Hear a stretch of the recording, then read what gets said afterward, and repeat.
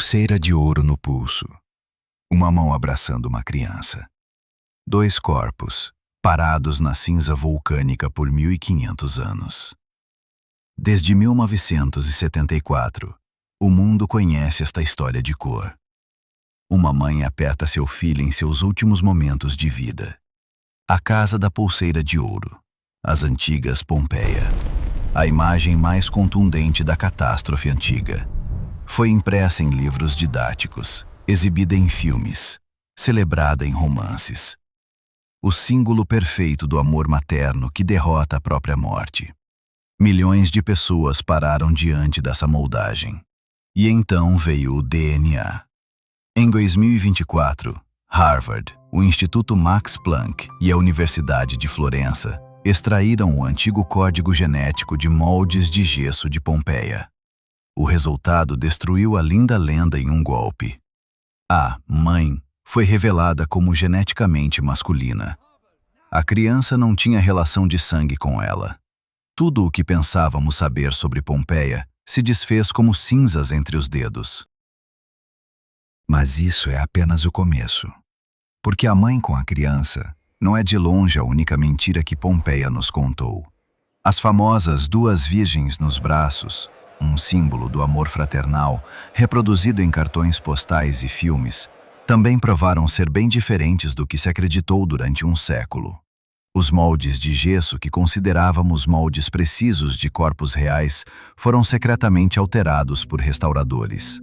E o código genético dos pompeianos contou uma história que ninguém esperava ouvir. Essas pessoas estavam geneticamente mais próximas das populações do Oriente Médio do que dos italianos modernos. Como isso é possível? Quem eram realmente os habitantes do grande Império Romano? Que segredo guarda seu DNA? E o que esse segredo diz sobre nós? Nos próximos 20 minutos, iremos analisar o código genético de Pompeia, molécula por molécula. E o que veremos mudará tudo. Para entender quem eram os habitantes de Pompeia, precisamos voltar no tempo, bem longe. 10.000 anos. A Era Mesolítica. A Península Itálica ainda não conhece nem trigo, nem a roda de oleiro, nem barcos. Pelas colinas da futura Itália, grupos pequenos de caçadores-coletores vagam. Dezenas, talvez centenas de pessoas em cada grupo. Eles caçam cervos, coletam raízes e moluscos, abrigam-se em cavernas contra os ventos do inverno. Geneticamente, essas pessoas são típicas da Europa Ocidental da época. Seu mundo é simples e fechado. Eles nascem, vivem e morrem em um raio de algumas dezenas de quilômetros. Seu DNA quase não muda de geração em geração, porque estrangeiros simplesmente não existem. Um estudo abrangente da Universidade de Stanford de 2019, que abrangeu 127 genomas antigos e 12.000 anos de história da Itália, confirmou esse quadro.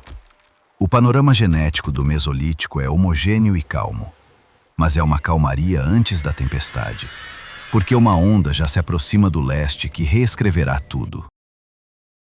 Cerca de 8.000 anos atrás, o mundo genético tranquilo da Itália se dividiu ao meio. Uma poderosa onda de imigrantes irrompeu do território moderno da Turquia e do Irã. Não eram guerreiros, nem conquistadores. Eram agricultores. Pessoas que, pela primeira vez na história, aprenderam a domesticar a terra. Eles trouxeram consigo sementes de trigo e cevada, rebanhos de cabras e ovelhas domesticadas, e, mais importante, um código genético completamente diferente. O DNA anatólio se inseriu no genoma europeu como um rio desaguando em um lago. Os caçadores-coletores não desapareceram instantaneamente, mas seu rastro genético começou a se dissolver rapidamente. Novos haplogrupos, nascidos nas planícies do Crescente Fértil, gradualmente substituíram os antigos marcadores. A mesma análise da Stanford mostrou isso com clareza impressionante. Em algumas gerações, a Itália se tornou um país geneticamente diferente. Foi a primeira grande reescrita. A primeira vez em que a migração alterou completamente a biologia de uma península inteira. Mas não foi a última. Milênios se passaram. Os agricultores se enraizaram, construíram as primeiras aldeias, queimaram a primeira cerâmica. Mas cerca de 5.000 anos atrás, o mapa genético da Itália novamente tremeu. Desta vez, a onda veio do norte, das vastas estepes do Ponto Cáspio, das terras da moderna Ucrânia e do sul da Rússia. Tribos de pastores da Idade do Bronze se moviam. Eles trouxeram consigo cavalos, carros de rodas, armas de bronze e um novo componente genético poderoso, que os cientistas chamam de DNA das estepes. Essa terceira camada se sobrepôs à de caça e agricultura, criando um coquetel genético complexo. 3 fluxos, 3 eras, 3 mundos misturaram-se em um único caldeirão. E aqui está o que é surpreendente. Na época da fundação de Roma, em 753 anos antes de Cristo, o retrato genético dos habitantes da Itália já lembrava as populações mediterrâneas modernas. A fundação estava estabelecida. A espiral tripla de caçadores, agricultores e pastores parecia completa. Mas a verdadeira revolução genética ainda estava por vir. Mas antes de olharmos para o código genético dos pompeianos, precisamos responder à pergunta crucial: como o DNA pôde sobreviver no inferno? A temperatura dos fluxos piroclásticos que atingiram Pompeia em 79 anos da nossa era alcançou 300 graus. Com tal calor, corpos cremados não preservam nenhum fragmento do código genético. Cientistas estavam convencidos de que Pompeia era uma zona morta para a paleogenética. Mas a natureza criou um paradoxo. As vítimas não entraram em contato direto com a lava. A cinza vulcânica, espessa de 4 a 6 metros, rapidamente absorveu seus corpos e os selou em uma cápsula anóxica. E o oxigênio e a água são os principais destruidores da molécula de DNA. A temperatura apenas acelera a decomposição, mas sem oxigênio, o processo estagna. O geneticista Gabriele Scorrano, da Universidade de Copenhague, admitiu que ninguém esperava sucesso. A cinza que matou essas pessoas também preservou seu mais profundo segredo: o código genético. Agora vamos nos transportar para 1863. O arqueólogo italiano Giuseppe Fiorelli faz uma descoberta genial. Ele percebe que os corpos das vítimas, ao se decompor dentro da cinza endurecida, deixaram buracos vazios. Fiorelli preenche esses espaços com gesso líquido e obtém moldes precisos das pessoas no momento da morte. O mundo fica chocado. Ao longo de 1 século e meio, foram criados 104 moldes. As figuras paralisadas de mães, crianças, amantes, escravos, se tornaram as imagens mais reconhecíveis do mundo antigo. Mas em 2015, um grupo de cientistas realizou tomografia computadorizada e raios-x de 26 moldes. Os resultados foram surpreendentes. Nenhum molde continha um esqueleto completo. Os ossos, frequentemente, eram removidos antes do preenchimento com gesso. Bastões metálicos eram inseridos para a estabilidade. E as poses dos corpos foram, segundo as conclusões dos pesquisadores, provavelmente artisticamente restauradas. Os moldes em que acreditávamos incondicionalmente eram em parte obras de arte, que carregavam a estética da época de sua criação, e não da época da catástrofe em Pompeia. Aqui está um exemplo específico. Um dos moldes mais famosos de Pompeia retratava uma mulher com a barriga notavelmente protuberante. Por décadas, ela foi chamada de vítima grávida de Vesúvios. Outra história trágica. A futura mãe que não teve tempo de se salvar. Uma imagem que partia o coração. Mas quando os cientistas finalmente olharam para o interior do molde, tudo se mostrou mais prosaico. A barriga protuberante era um acúmulo de tecido denso, e não um sinal de gravidez. Restauradores de séculos passados viam os moldes pelos olhos de sua época e, sem querer, inseriam suas próprias interpretações da tragédia neles. O antropólogo David Caramelli, da Universidade de Florença, explicou isso claramente. O uso dos moldes para fins narrativos levou os restauradores a alterar as poses e a disposição dos corpos. Olhamos para Pompeia por um filtro dos séculos XIX e XX. Vimos o que queríamos ver: mãe com criança, mulher grávida, irmãs nos braços. Histórias lindas, nascidas de nossa imaginação e não da cinza vulcânica. Agora voltemos à genética. Lembra-se dos 3 antigos fluxos que formaram a base do DNA italiano? Na época do nascimento de Roma, essa fórmula parecia completa. Mas quando Roma se tornou um império, algo sem precedentes aconteceu. Um estudo da Universidade de Stanford, publicado na revista Science em 2019, examinou 48 genomas de habitantes de Roma imperial. O resultado chocou até mesmo os autores.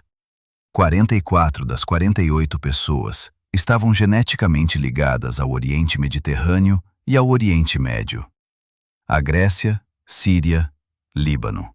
Apenas 2 mostraram forte parentesco com a Europa, e mais 2 com o norte da África. O geneticista Guido Barbugiani, da Universidade de Ferrara, encontrou a metáfora exata. Roma era como Nova York, uma concentração de pessoas de origens completamente diferentes, reunidas. O maior império do mundo antigo não era uma fortaleza europeia, mas um cruzamento genético, onde Oriente e Ocidente se misturavam até se tornarem irreconhecíveis. Por que Pompeia se tornou um tal caleidoscópio genético? A resposta é simples: geografia. Pompeia não era uma província tranquila. Era um porto fluvial, um nó comercial estratégico na costa da Campânia. Navios do Egito, Síria, Grécia e norte da África chegavam aqui regularmente. O historiador Stephen Tuck, da Universidade de Miami, destaca que a proximidade com um grande porto, para onde barcos do Mediterrâneo Oriental chegavam constantemente, explica a notável diversidade genética da cidade. Autores antigos descreviam a população de Pompeia como uma mistura colorida de habitantes locais e grupos imigrantes de diversas origens. A cidade abrigava de 10 a 20 mil pessoas: comerciantes, artesãos, escravos, libertos, marinheiros. Todos traziam consigo não apenas mercadorias e costumes, mas também seu DNA. Pompeia era um pequeno modelo de todo o império, um caldeirão aos pés de um vulcão que um dia colocaria um ponto final neste grandioso experimento de mistura de povos. E agora chegamos à análise do DNA. Em 2024, a mesma equipe internacional de cientistas, da qual falamos no início, publicou os resultados na Current Biology. Os geneticistas investigaram 14 moldes de gesso de Pompeia. Conseguiu-se extrair DNA antigo de apenas 5. Mas mesmo esses 5 foram suficientes para reverter a imagem estabelecida. Todos os 5 indivíduos revelaram-se geneticamente homens. Nenhum dos 5 estava relacionado de alguma forma, nem distante, até a 3ª geração. Eram pessoas completamente estranhas entre si, mas o mais importante estava escondido mais fundo, na estrutura do próprio genoma. O indivíduo com a maior cobertura de DNA não apresentava longos trechos de homozigosidade. Para um geneticista, isso é um sinal claro. Pompeia não era um assentamento fechado e isolado. Era uma população grande, aberta e geneticamente diversa. Uma cidade onde pessoas de várias partes do antigo mundo se misturavam constantemente. Agora, vamos destrinchar o mapa genético desses 5 pompeianos. Seus haplogrupos do cromossomo Y leem como a rota de antigos caravanas. 2 carregavam o haplogrupo J2A, 1 J2B. Ambas as linhagens se originaram na Ásia Ocidental, nas terras do Crescente Fértil, onde a humanidade plantou grãos pela primeira vez.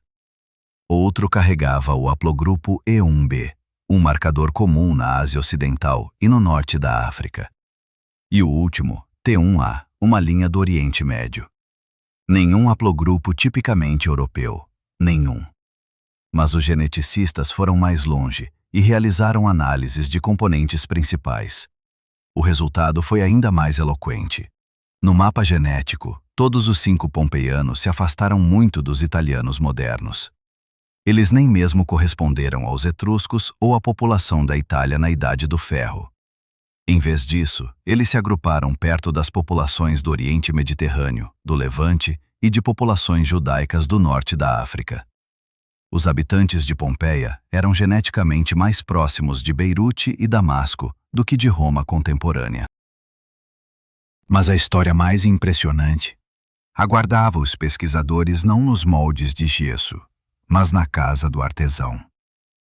Já em 2022, os geneticistas da Universidade de Copenhague estudaram os restos de um homem de 35 a 40 anos, com 1,64 m de altura. Seu haplogrupo do cromossomo Y era AM13, subgrupo AV5880. Esta é uma das linhagens mais raras do planeta. Praticamente não é encontrada na antiga Itália. Sua principal área é a África Oriental, onde atinge 40%. Em frequências baixas, está presente na Turquia, Iêmen, Egito, na Sardenha e Chipre. O haplogrupo mitocondrial HV0A acrescentou mais um mistério. Esta linha não foi encontrada em nenhum outro habitante da Itália imperial. Mas esse homem guardava consigo não apenas um segredo genético. Sua coluna vertebral estava destruída pela tuberculose. A doença de Pote, uma lesão nas vértebras lombares, uma dor insuportável a cada movimento. Ele foi encontrado deitado em uma cama de jantar, ao lado de uma mulher idosa que sofria de artrite. Eles simplesmente não conseguiram fugir. Lembra-se das famosas 2 virgens nos braços? A Casa do Criptopórtico, 1914. Arqueólogos descobriram 2 figuras entrelaçadas em um último abraço. Por quase 100 anos, o mundo as chamou de irmãs, mãe e filha, amigas, até amantes. Sua imagem se tornou um símbolo da ligação trágica feminina que derrota a morte. Foram impressas em cartões postais, mencionadas em filmes e romances, poemas foram dedicados a elas. Uma história linda e dolorosa. Mas a análise genética de 2024 destruiu-a até os alicerces. O indivíduo número 22 revelou-se geneticamente masculino. Os haplogrupos mitocondriais de ambas as figuras não coincidiam, excluindo completamente o parentesco materno. 100 irmãs, sem mãe e filha. Alissa Mitnick, do Instituto Max Planck, concluiu que esta descoberta refuta completamente as narrativas anteriores e abre interpretações completamente diferentes sobre quem essas pessoas poderiam ser uma para a outra. Quem eram realmente? Talvez nunca saibamos. Mais uma descoberta acrescentou um traço importante ao retrato genético de Pompeia. A casa de Júlio Políbio, um dos primeiros estudos do antigo DNA da cidade. 12 pessoas morreram sob o mesmo teto, 8 homens e 4 mulheres. A análise mitocondrial mostrou que 6 das 12 carregavam o mesmo perfil de DNA materno. Elas estavam ligadas por linhagem materna. 4 crianças com idades entre 3 e 14 anos provavelmente eram irmãos, irmãs ou primos entre si. Uma jovem grávida de 16 a 18 anos, uma irmã mais velha ou tia. Um homem de 20 a 30 anos, possivelmente um tio materno. Mas os outros 6 não tinham um vínculo materno algum com eles. Eles eram estranhos de sangue. Amigos, vizinhos, escravos, clientes, não sabemos. A casa romana não equivalia à família em nosso entendimento. Sob o mesmo teto, viviam tanto parentes de sangue quanto pessoas completamente estranhas, unidas por circunstâncias, obrigações ou acaso. E agora? O enigma que dividiu o mundo da arqueologia em 2. Quando exatamente Pompeia morreu? A data tradicional é o 24 de agosto de 79 anos da nossa era. Ela se baseia nas cartas de Plínio o Jovem, ao historiador Tácito, escritas mais de 25 anos após a catástrofe. Plínio menciona o 9º dia antes das calendas de setembro, correspondendo ao 24 de agosto. Mas há um problema. O original da carta não sobreviveu. O que nos chegou foram apenas cópias medievais, e diferentes copistas indicaram diferentes datas. 24 de agosto, 30 de outubro, 1º de novembro, 23 de novembro. E em 2018, arqueólogos descobriram uma inscrição de carvão na parede de uma das casas. O texto dizia: 16º dia antes das calendas de novembro. Isso corresponde ao 17 de outubro. O carvão é um material frágil. A lógica sugere que a inscrição foi feita pouco antes da erupção. Se for assim, Pompeia morreu não em um caloroso verão, mas em um outono mediterrâneo dourado. E as evidências a favor do outono são realmente contundentes. A maioria das vítimas usava roupas densas e quentes, uma escolha estranha para um agosto quente italiano. Foram encontrados em casas romãs, figos, nozes e castanhas, frutos de outono que não amadurecem até o final do verão. Os recipientes para a fermentação do vinho foram lacrados, o que normalmente acontecia em outubro.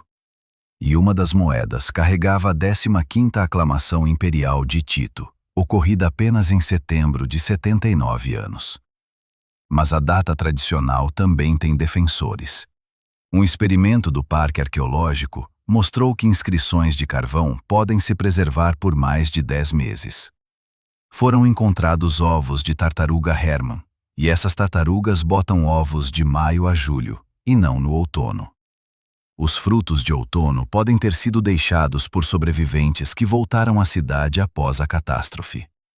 O diretor do parque, Gabriel Zustrigel, declarou que a data de 24 de outubro não tem base documental.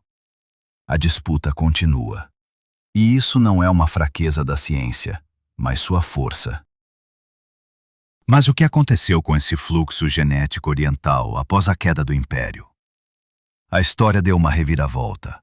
A transferência da capital para Constantinopla, a divisão do Império em duas metades, epidemias devastadoras, invasões de tribos bárbaras. Tudo isso atingiu a Itália onda após onda. A população de Roma, que em seu auge contava mais de 1 milhão de pessoas, encolheu para miseráveis 100.000. O grande cruzamento genético começou a esvaziar, e então o pêndulo se balançou de volta. Os dados do mesmo estudo de Stanford mostraram um claro desvio genético de volta ao componente da Europa Ocidental. O Sacro Império Romano trouxe um novo afluxo de DNA central e do norte da Europa. Os genes germânicos, francos e lombardos preencheram o vazio deixado pela onda oriental. Na era medieval, os habitantes de Roma novamente se tornaram geneticamente parecidos com os típicos europeus. O fluxo do Oriente Mediterrâneo, aparentemente, se dissolveu sem deixar rastros. Mas a genética não conhece a palavra sem rastros. Aqueles antigos marcadores não desapareceram. Eles apenas se aprofundaram, se ocultaram, tornaram-se um eco silencioso de uma grande época. Pense por um segundo. Estamos acostumados a considerar o Império Romano como o berço da civilização europeia. Mármore branco, inscrições em latim, senadores severos em togas brancas. Mas o DNA contou uma história completamente diferente. O Império não era uma fortaleza de um único povo, mas um turbilhão de pessoas de todo o Mediterrâneo. Sírios, egípcios, gregos, habitantes do Levante e do norte da África. Eles não eram hóspedes de Roma. Eles eram Roma. O geneticista David Reich, de Harvard, disse isso mais claramente do que ninguém. O passado é um país desconhecido, e ele é realmente estranho, realmente diferente. Às vezes, o que você pensa que vê não é de forma alguma o que realmente está lá. O DNA de Pompeia provou isso literalmente. Nações, fronteiras, categorias raciais, tudo isso são convenções, inventadas ontem. E sob a pele de cada um de nós, repousam vestígios de grandes jornadas que começaram milhares de anos atrás e continuam até hoje. Agora, uma pergunta pessoal para você. Já se perguntou o que está registrado em seu DNA? Talvez você carregue o haplogrupo G2A, aquele mesmo que tinha o homem com a pulseira de ouro em Pompeia. Ou o raro AM13, como aquele homem da casa do artesão que não conseguiu escapar de Vesúvios. Ou talvez o que haja em seus genes seja um vestígio de um agricultor anatólio, ou de um pastor das estepes da Idade do Bronze. Todos nós somos palimpsestos vivos. Pergaminhos nos quais milhares de gerações escreveram suas histórias sobre as anteriores. E cada uma dessas histórias é parte de uma grande jornada que dura dezenas de milhares de anos. Você fez um teste de DNA? Sabe quais são seus haplogrupos? Escreva nos comentários quais resultados você obteve. É incrivelmente interessante. Se este vídeo abriu algo novo para você, se fez você olhar para o passado de uma forma diferente, curta e se inscreva no canal para não perder o próximo episódio, porque a história registrada em nossos genes apenas começa.